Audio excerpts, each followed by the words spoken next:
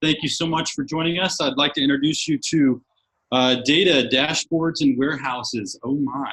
Speaking my language for sure. I'd like to introduce Mary Getz, founder and principal of MESG Marketing, and Ashley Hansen, Vice President of Growth at Frakture. Thanks so much. Thank you. Well, welcome everybody to Data and Dashboards and Warehouses. Oh my! We're really excited to be here with you today and want to emphasize that this is going to be a very interactive session, especially as we get into the latter portion.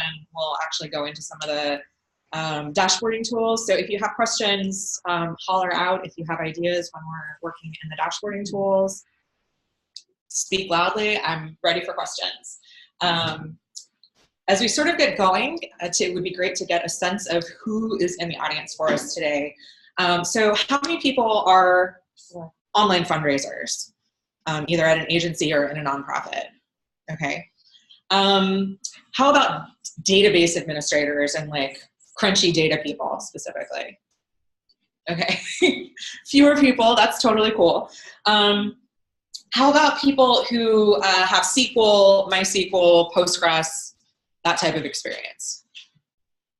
A little, a few. Okay, that's great. One of the cool things about today's data visualization tools is that that's not like an absolute necessity. So that'll be great. Last but not least, how many people are like in-house at nonprofits? Okay, at agencies? Something that's not an agency or a nonprofit. Okay, cool. So as we get started today, we are going to sort of first walk through what warehouses are, why they're awesome, and that they're not nearly as hard or scary as people sometimes think they are when they hear data warehouse or data mart. Then we're going to talk about some of the data visualization tools that are available to you, and then we're going to get in and do some live demoing of a handful of the different services. So hope that's what everybody was expecting today, and I'm going to turn it over to Ashley to start talking about warehouses. Well, we can also introduce ourselves. Oh, yeah. I mean, he did. But. We can do that, yeah. So I'm Mary Getz. I am the principal and founder of MESG Marketing. We like to look at fundraising and marketing through a data lens. So we say that we supercharge decisions with data. I've been in the nonprofit fundraising and marketing world for about 20 years, both in-house and at agencies. So that's where my experience comes from. Thanks, Ashley.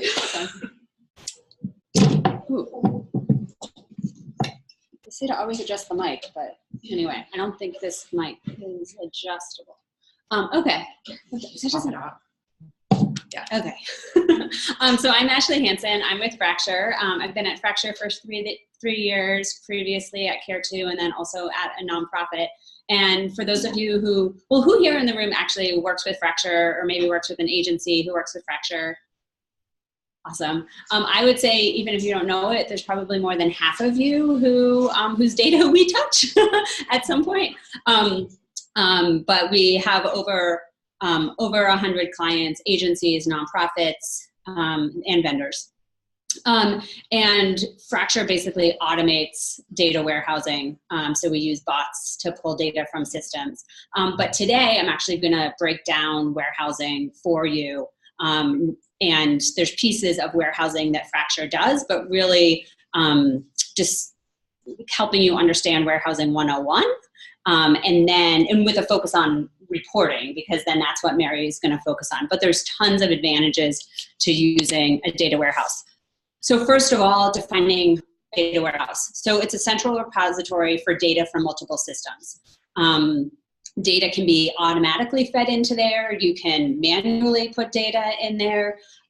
Data warehouses are usually some version of SQL. So SQL, MySQL, PostgreSQL.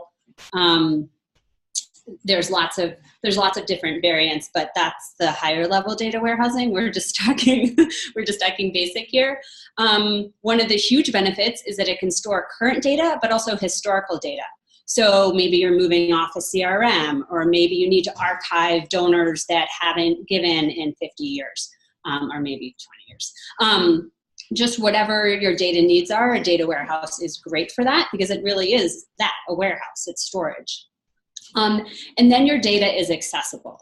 It's accessible through a direct SQL connection. It's accessible through, a table viewing software. And then we're also going to be talking about reporting, visualization, and business intelligence tools that give you access to your data.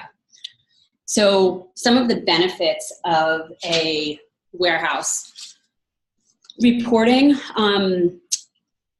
One of the reasons we like to use a warehouse for reporting and think it's really useful is because no longer can you shove all your data into one system. It just doesn't fit. You either reach volume capacity, or you want to have additional metadata from your online ads or your Facebook campaigns, and that stuff just doesn't fit in your database of record. But in a warehouse, everything can sit nicely together. It can be standardized to a schema, and then your reports are consistent. Warehousing can also be used for segmentation. So you can actually manage groups of people. So pick a segment of donors that are really important to you, whether or not it's your online donors, whether or not it's your lapsed sustainers. You can then manage that segment and then push it out into any of your online advertising systems, like Google Ads or custom Facebook audiences, or even into a SMS campaign and email. Sending it through email. Warehousing is also really good for future-proofing your systems. So let's say you're changing a system or you want to try a new system. All your data is still there. It's not, you've pulled your data out. That kind of goes to the history piece. You've pulled your data out, and then you're just going to add the new data into it. And you can have year-over-year reports with little to no effort.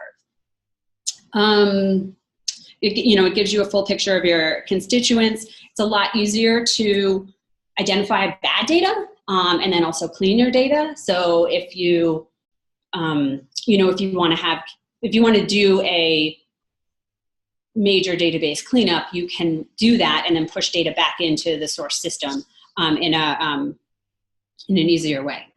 It can also help with data integrations. We're using it a lot with clients and agencies for source coding and attribution. So it just helps simplify that process because the matching is much easier when you're not confined by one of the proprietary databases that you're using for your marketing efforts.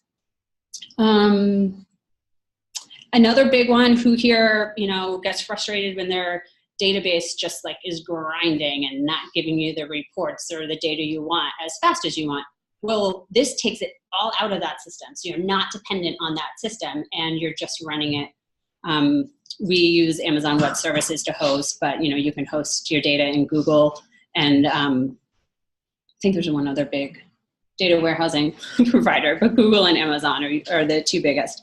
So those are the huge benefits. Does anyone, I know I covered a lot. Does anyone have any questions about the benefits of data warehousing, or is anyone using a warehouse for something that I didn't mention?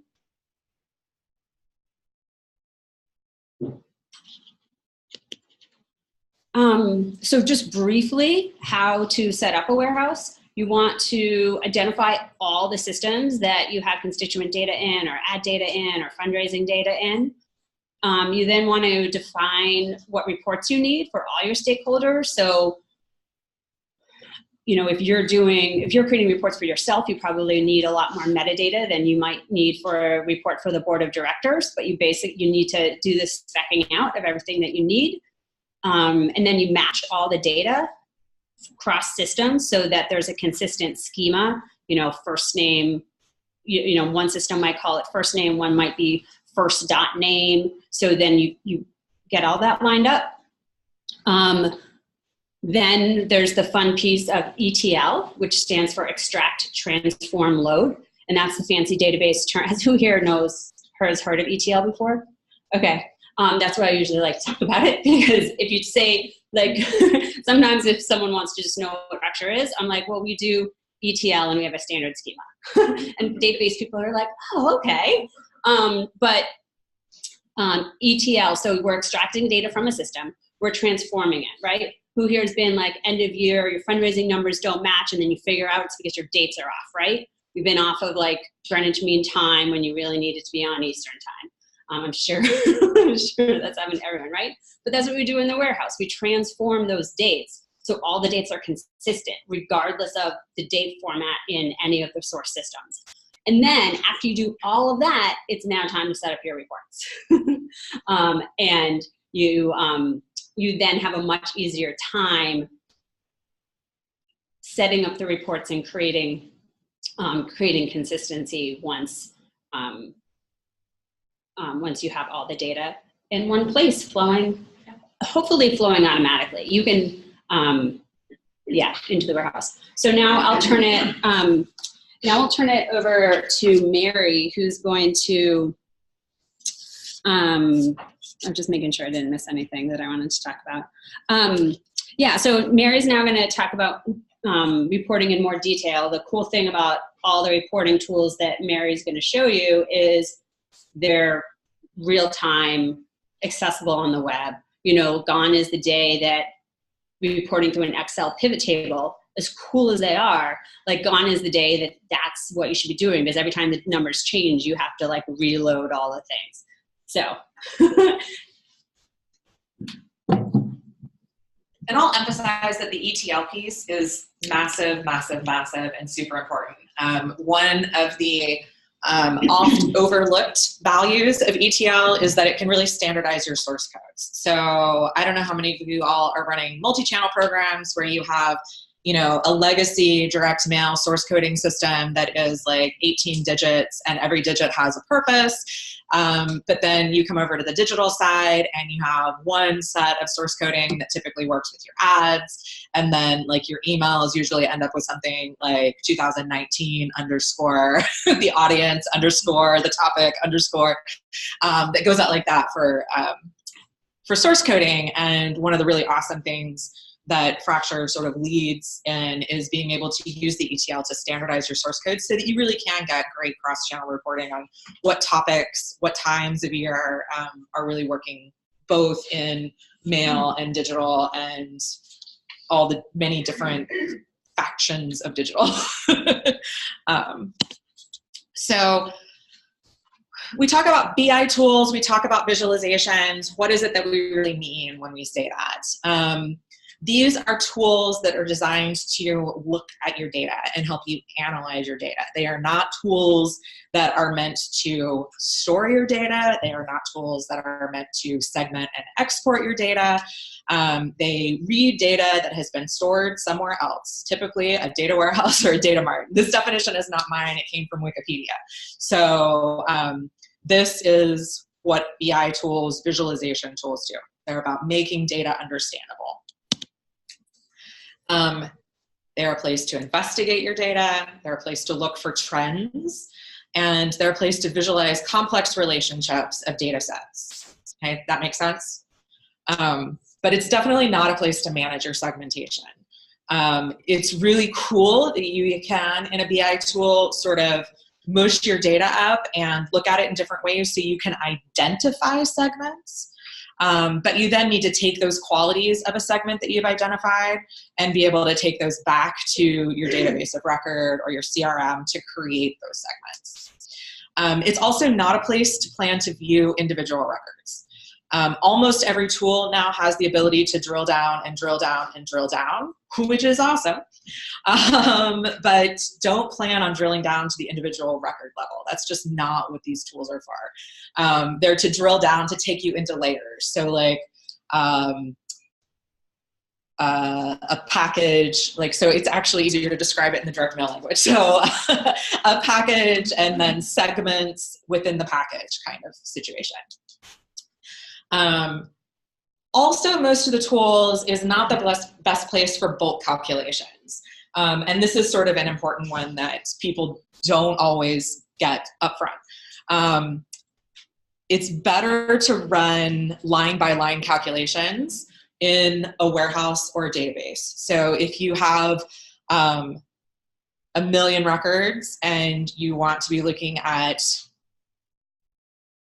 an average on each record of something, or yeah, and for example, if you had sent 100,000 different email sends and you were trying to look at your average open rate, trying to take for each one of those lines the open count and divide it by the numbers in your BI tool, it's going to like bring it to a screeching halt, no matter how fabulous it is. And so sort of thinking ahead and doing bulk calculations in your warehouse or your database before bringing it into the BI tool is sort of a key thing. When you're looking at aggregates over an entire file, so if you're trying to look at the average gift year over year for your donor file, that would be something that a BI tool would be perfect for.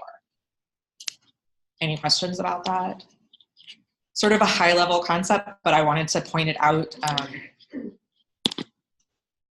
So these are some of the available options. Google's Data Studio is one that we'll look at today. Google has come a long way. I would say 2 years ago even, I would not even suggest anybody take a look at it. But they are rolling out features faster and faster, including drill downs just in the last couple of weeks. So SciSense is a really, really big one. It happens to be one of my favorites. But it comes with a minimum investment of $25,000. You can't even walk in the door without that. I've tried. I call them up every year or two and be like, everybody else's prices come down. Have you guys brought your price down yet? And the answer this year was no. So Tableau, it's an industry leader. I think probably most people have heard about that. PowerBI is Microsoft's sort of proprietary system. So if you're in a PC shop, this is definitely one to look at. You can see that I'm not in a PC shop, but we will take a look at it during the demo time. DMAW is another one. It's more web-based. It's pretty intuitive. It's on the more expensive side of things. It's not one that we'll be demoing today. Zoho is sort of the opposite of DMAW, and you can tell that a little bit by the logo. It's sort of a building block. It has building blocks in its logo, so just, yeah. And then Klipfolio is another tool. It comes out of Canada. It is entirely web-based. I've recently been introduced to it, and I'm actually a pretty big fan, so we'll take a quick look at that too.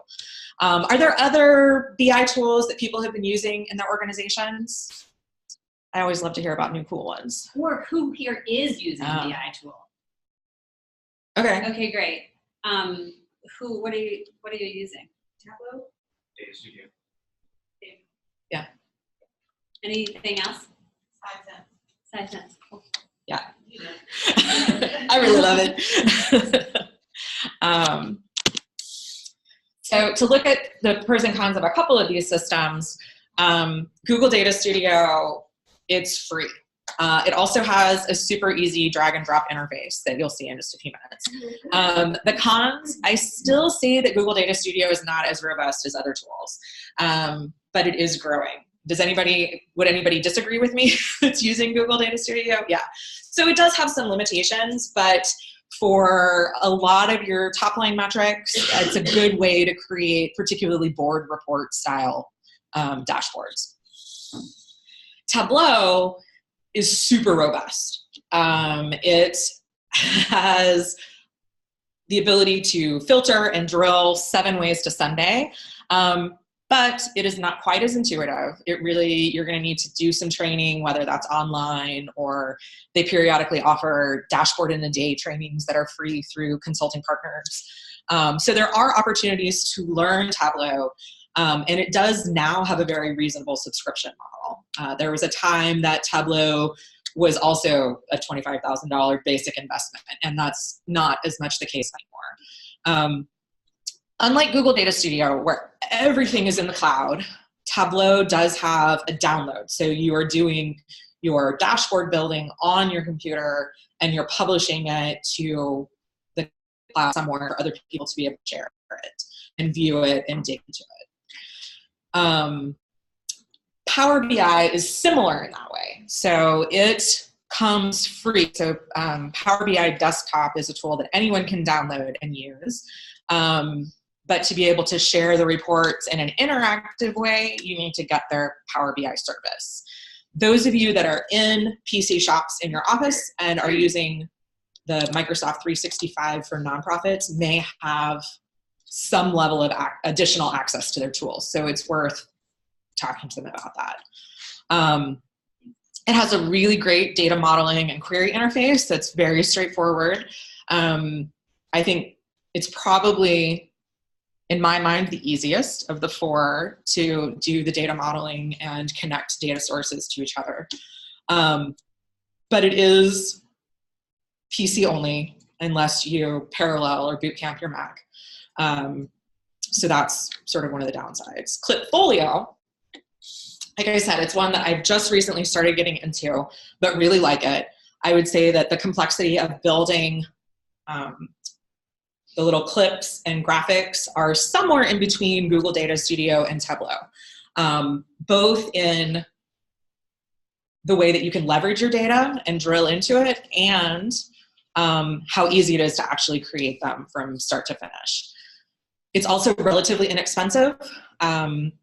It probably comes in under Tableau, but definitely over Google Data Studio there as well. So, but it does require a little knowledge of SQL for some of their gauges and elements to be able to really, really get the data to do what you want it to. So now oh, nope, I had one more. So before we jump into the tools, I just wanted to do a little bit of vocabulary because these are important. Dimension is a pretty standard word used across all of these tools, and the dimensions that you'll run into are typically the labels. So they are more often the names, the dates, the items that you would consider the labels on the graph. Metrics and measures are how they refer to the numbers that you can do things with, either sum or average or graph. And so it's worth knowing that they're typically different colors in the different systems. That would be a whole nother chart to try to define. But if you have sort of the differentiation between those two things, that a dimension is more of a word and a metric is more of a number, that'll get you dangerous, at least in the systems. And then I also wanted to highlight field type, because this is something that we don't, if you're not like a crunchy data person, that you may not have thought a lot about in the past. The field type is a piece of information that's associated with every field of data or every column in a spreadsheet. And it tells the system whether it's just alphanumeric, whether it's a date, whether it is strictly numeric. There's a handful of others. But what's really important about this is if you have a date, it's really important that it's identified in the system as you import the data in as a date, and that a number is actually identified as a number. Because when you go to attempt to connect two pieces of data together, two spreadsheets, two tables, the field that you use to connect them is called a key usually, and those keys have to be in the same format. So it's not uncommon that you'll end up in just standard import and your ID field might come up from one system as alphanumeric and one as numeric, even though they're really all just numbers. So to watch as you do data imports into any system to make sure that your field type is correct, because you'll get a big red error message. You can correct them later in most cases, but it's easier and takes less processing time to do that upfront when you're doing the import. So let's go live.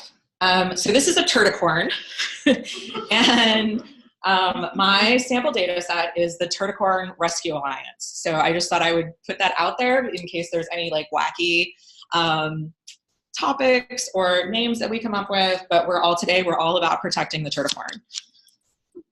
They are very rare and it's important. So let's first take a look at, this is Google Data Studio. I have connected the data already for all of these dashboards just because it takes a little bit of time, especially on, I guess, Wi-Fi. But I'd be happy to go over the processes with anybody at another time. So this is an email file. What would be maybe something that we would be interested in looking at other than the unsubscribe rate for our Turticorn Rescue Alliance email program?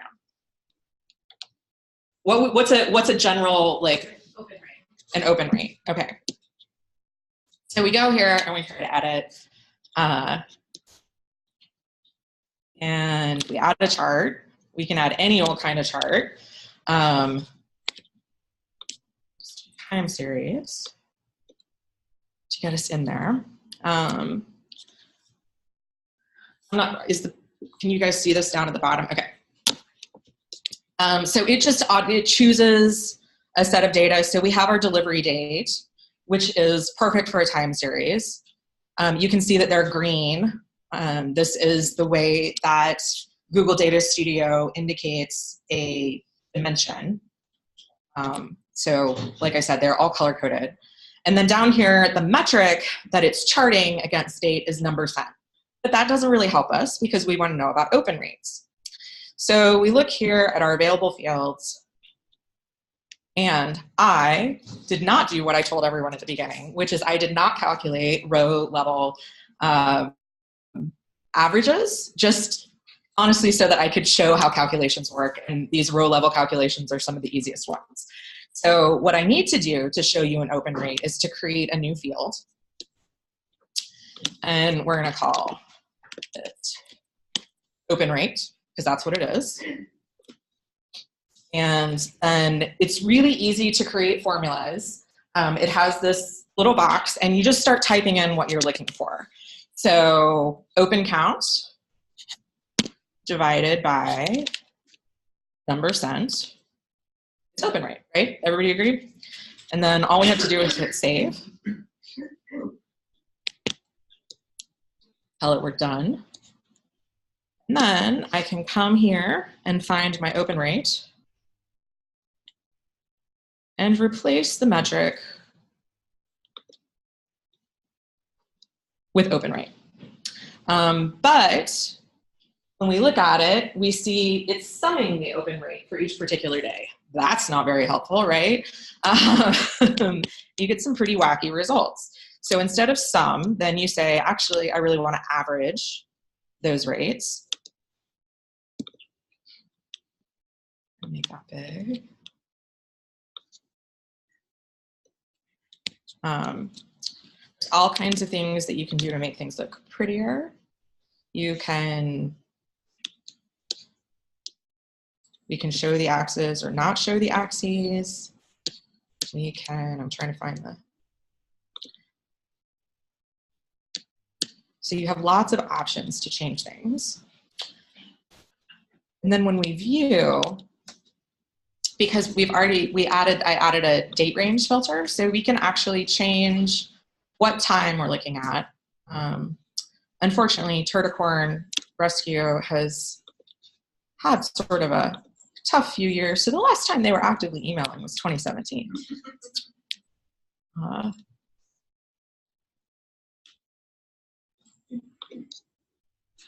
So we can look at a different time window. And you can see that it changed both the unsubscribe rate and the open rate because the date filter is across the entire visualization, entire dashboard page. And that was pretty easy. We could make it be total. We could change any of these. We can go back to edit.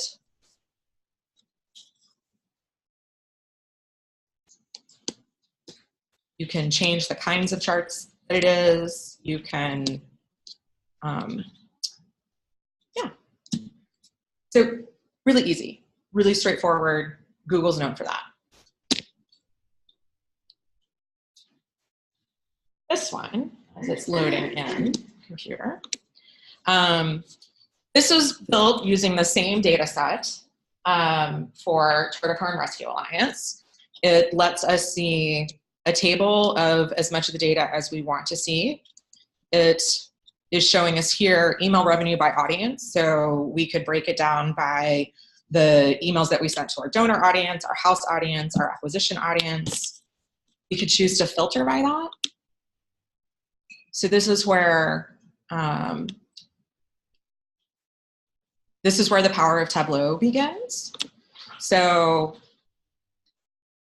when I say I just want to see donors, it changes the rows that are available in the table down here to just be donors. It changes the volume of email. So you can see that these bubbles change based on which audience was being sent to. The same is true, this open rate by audience becomes less interesting because as a single, as a single block, maybe not as helpful. You can also turn that guy off, but also look at it by date. So this lets us look at it by quarter. So during the first quarter of 2017, we did not do as well with our segmented emails as we did with whatever the other was. Maybe this was to Turticorn family members and not donors. Then in Q4, this is when you find out that your data was not coded correctly, because I would bet $1 million that other actually meant house file to see the open rate by audience during Q4, because you know you're sending a lot of emails. So there are a lot of different things that you can do when you, this one's not a good example, when you want to drill. One of the other things to know about Tableau is that when you are building, so when we were in Google Data Studio, you can see this was an element, this is an element. We can just continue to add elements onto the dashboard. Tableau has 3 types of elements. They have a sheet, this is a sheet, and this is where we build. They have dashboards where you collect sheets, and I hit the same button instead of the other button. So then you have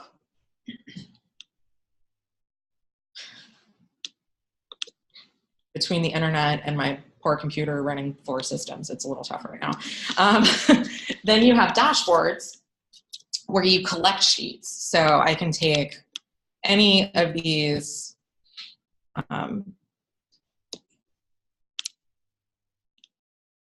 oh, it's really unhappy, I apologize. So I can drop any of these sheets, in theory, onto it. Not dropping right now, it's the internet, I apologize. Onto the dashboard, and then there are stories, and stories are collections of dashboards. So you start at the bottom by creating sheets, so individual elements. So this is where I have the revenue by type, this is where I have this one is actually based on the donation data, and it's donation by form. So you can see that our main website form obviously got the strongest revenue, but Turticorn safety actually did pretty well also. And we could turn this into, well, what would be interesting to turn this one into? So the cool thing in Tableau is that it tells you what your options are. It won't, the things that I'm not allowed to do based on the data that I already have in this visualization are grayed out. So we can create any of these items, but not these items, for example. So it made a wee tiny pie chart. Or, no, it's not a helpful visualization. So this is one of the also like sort of interesting things about Tableau. There are lots of unhelpful visualization. So it's important to think about what your question is and how you want to be able to display the answer when you're thinking through which of these you want to use.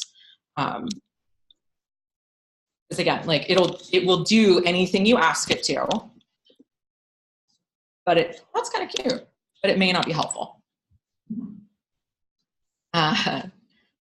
So Tableau. You have a dashboard that has Yes, so that was actually what we looked at first. So this is a dashboard with sheets. This is so volume of email, that's a sheet. Email revenue by audience, this is a sheet. Open rate by audience is a sheet. Email table is also a sheet. So when you have them grouped on a sheet, you can also use, that's where you can turn a filter on or off by each of these elements to then filter the other elements. Yeah, if you were looking to share a single view to be drilled down, a sheet could do that. If you needed more than this one page, if you needed 2 pages, then you would use a story. Make sense? Any questions? Do we want to try anything in? I will admit I have things pre-built in Tableau because it can either go very, very right or very, very wrong. And I see someone who's in Tableau laughing at me, which is true, right? It either goes very well or it goes very poorly when you make an attempt. So then this one is PowerBI. PowerBI is similar to Google Data Studio as opposed to Tableau in that you create all of your visualization pieces on one page. So unlike the creation of the multiple sheets and then dropping the sheets onto a dashboard, you have a dashboard with visualizations on it. So this is a dashboard with visualizations. In this case, I have a transaction file associated with the dashboard right now. So this view I just thought was interesting. You can see the title of the different people in the donor file. So it doesn't give you direct like gender or audience, but it's sort of an interesting way to look at it. Again, we can do pretty easily. You just drag, oh, that changed. That was not what I meant to do. I apologize.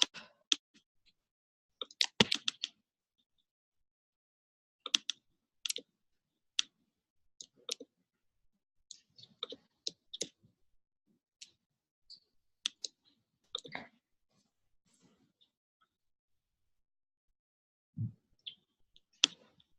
So this one is sort of a Windows machine being spoofed on my poor little Mac. This one is not web-based. So Power BI, like Tableau, you build everything on your desktop, and then it gets ported to either SharePoint or Power BI's actual like online Power BI sharing tool. If you're not using SharePoint, it has ways to embed your tools elsewhere. So it's pretty powerful in that sense, but, and so unlike some of the other ones, this is the other good thing to know about it. If you are a person that likes R or Python, so these are the like nitty-gritty coding languages to make visualizations of data, there are options in Power BI to be able to do that really easily, to drop in your own code samples. Okay. Yes? I have 2 questions. Yeah. Actually. So did you say that you put data in here, but ultimately would be able to have that on automatically uploading? Yes. Yeah, so these can also, all of these tools, in this case, I have sort of just like Turticorn Rescue Alliance. So I have a sample data set. If I had a live client, when I have live clients, it gets connected either directly to their systems or directly to a warehouse, which is why we talked about warehousing first. And then my second question is this somewhere that you would recommend, like, could you load essentially projections of budget visually as a part of tracking? Yes. Visualization, or is that not something that you would recommend? And it's fine if not. Yes, you could absolutely do that. It would be I would say, a non-trivial endeavor. I would not do it in Google Data Studio because ultimately you really want the drillable at that point to be able to look at why you are and aren't against. But yeah, you definitely could. I lost my train of thought. What was I going to do? So here we can look at revenue over time.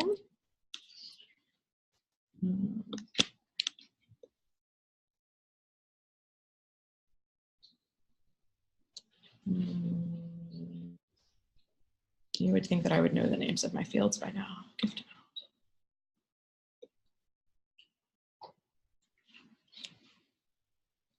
amount. So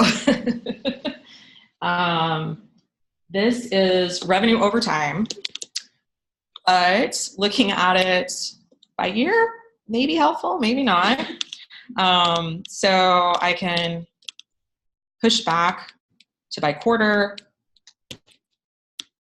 or even by month so that you get a better sense of when things are coming in.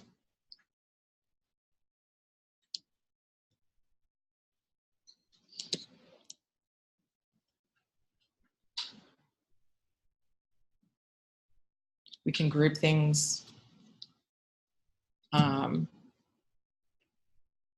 It's basic, but at the end of the day, that's sort of what you want, right? To be able to show the basics.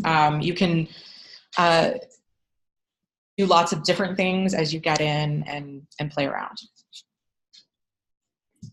And then the last of these four is Klipfolio.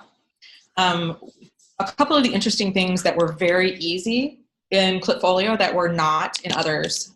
So this gauge metric, if this is the way that you like to show where you are against a goal, it is in Klipfolio and it is not actually in any of the other 3 studios that I showed you today. Although I think it is in SciSense, Debbie. Do I remember? Because I think, yeah. Do they have them now? Okay. Yeah, okay. So there's also, so the other way to show this type of is called a bubble graph, which is in Google Data Studio.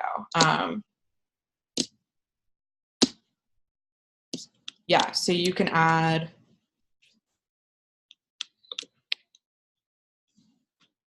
oh, this one calls it a bullet. It's a bubble in Tableau. So yes, it does something similar. You can adjust these 3 color segments to be red, you haven't made enough revenue, yellow, you've almost made enough revenue, or green, you've made it into your target for the year. It just has a slightly different look and feel. So yes, that's the other thing to know. You can achieve similar stories about your data with different looks of elements. It also, in Klipfolio, one of the things that it does is it lets you actually insert calculations into a piece of text.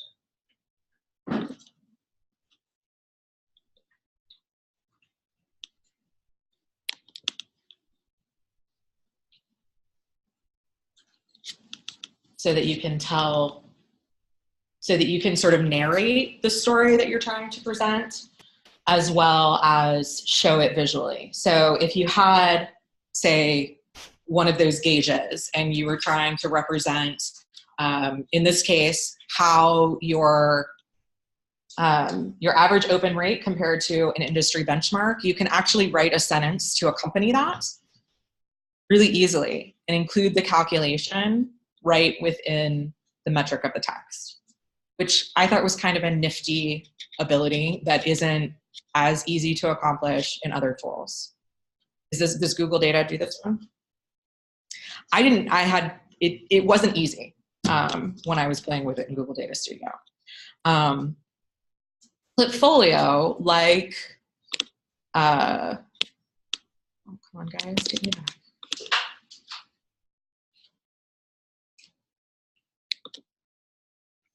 Yes, leave. Klipfolio, like Tableau, has you create each of these items separately as clips, and then you tie them together in a dashboard. So you can see unsubscribes is just a total count, but we could change that using a calculation. Really easy to create clips in Klipfolio. You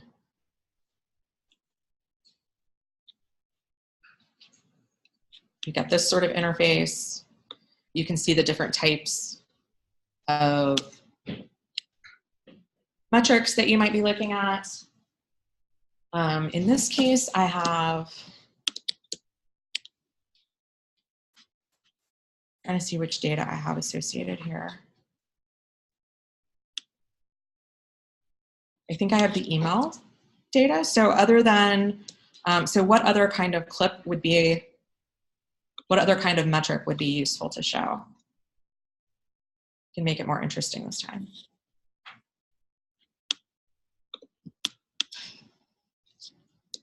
These guys are also like very aggressive about helping you.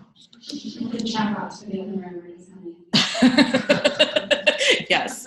Although I will say, like, one of the things that I actually really like about Klipfolio was I was online one night at 11 and I had a question and the little chat thing popped up and I thought it was just like, you know, sometimes it's actually a person and sometimes it's just trying to get your email address so the salesperson can email you back. And the little chat thing popped up and I was like, what the heck? It's 11 o'clock at night. I'll see what happens. They actually had a live support person ready to talk to you at 11 o'clock Eastern. I mean, maybe it's still 8 o'clock on the West Coast. So I was certainly impressed. Yeah, so I have the turn email data.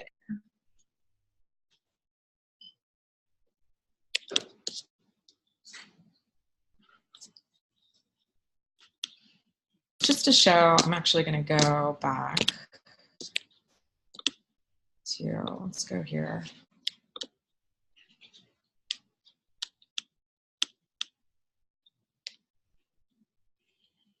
So as Mary's doing that, let's take some audience participation and hear something you've learned about data warehousing or data visualization or something back to your office.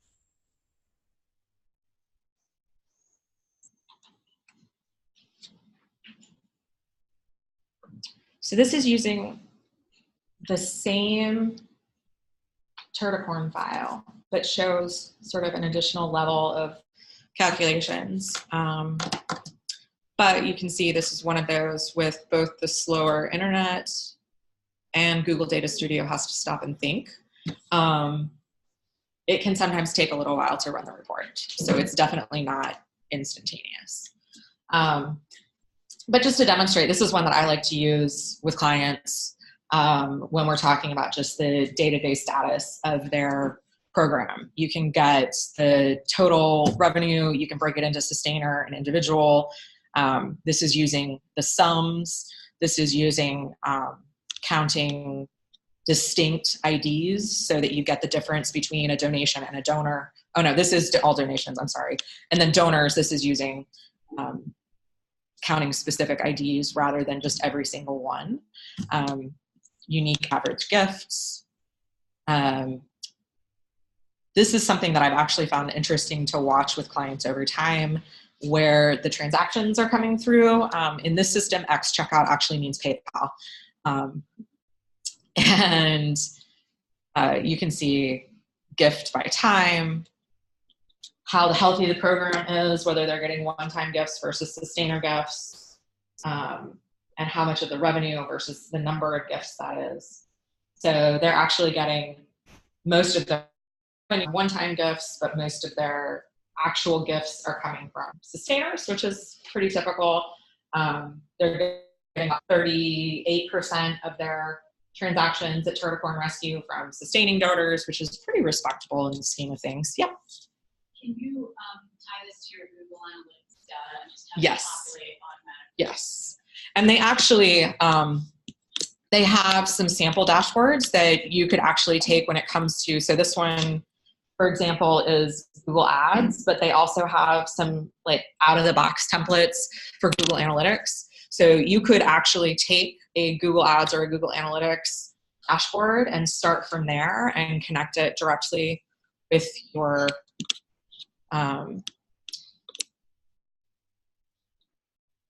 so these are all of their standard connectors. There we go. So all of their tools, so Google Analytics, cloud storage, if you're using Google Cloud Storage, Google Sheets,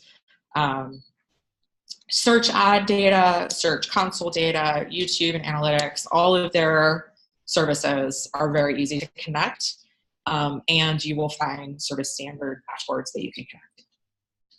If you're in an agency world, both Google Data Studio and Tableau have made it so that you can create a series of dashboards for your clients.